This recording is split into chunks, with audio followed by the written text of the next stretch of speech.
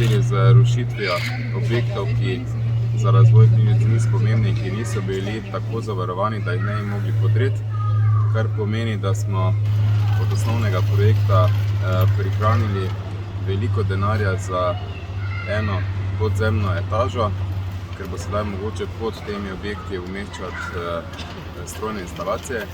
Torej objekt je na ta način pocenejši.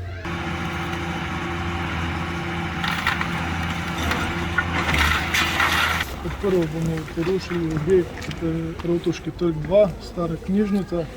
Pričakujemo okrog 2000 kubičnih metrov odpadnega materijala. To pomeni, da bomo dnevno imeli cirka 25 do 30 tovornih vozil na gradbišču, kar pomeni veliko obremenitev sosednjih ulic.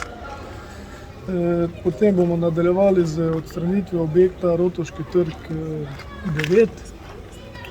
Tam je malo manjša količina odpadnega materijala in potem začnemo z izkopom gradbene jame in pa tudi varovanjem gradbene jame.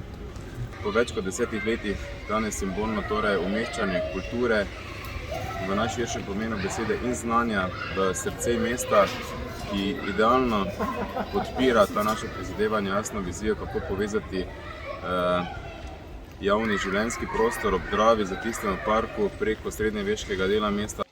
Država sofinancira v znesku 12,7 milijonov, to je fiksni znesek, ki naj bi predstavljal polovico glede na cene na trgi. Upam, da bomo v teh okvirih nekje končali 25,4. Torej, glede vsebin je seveda knjiga v smislu znanja v najširši možni pomenu te besede, torej knjižnica. Seveda pa sem umeščamo tudi sodobno umetnost, ki nekaj generacij v Mariboru ni bilo deležne, in audiovizualno umetnost in še vse te medgeneracijske mehke vsebine.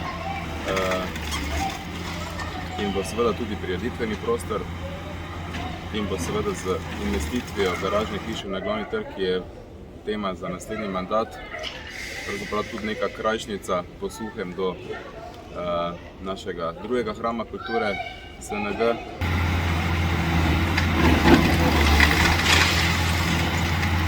Predvideni končni rok je v začetku leta 2024.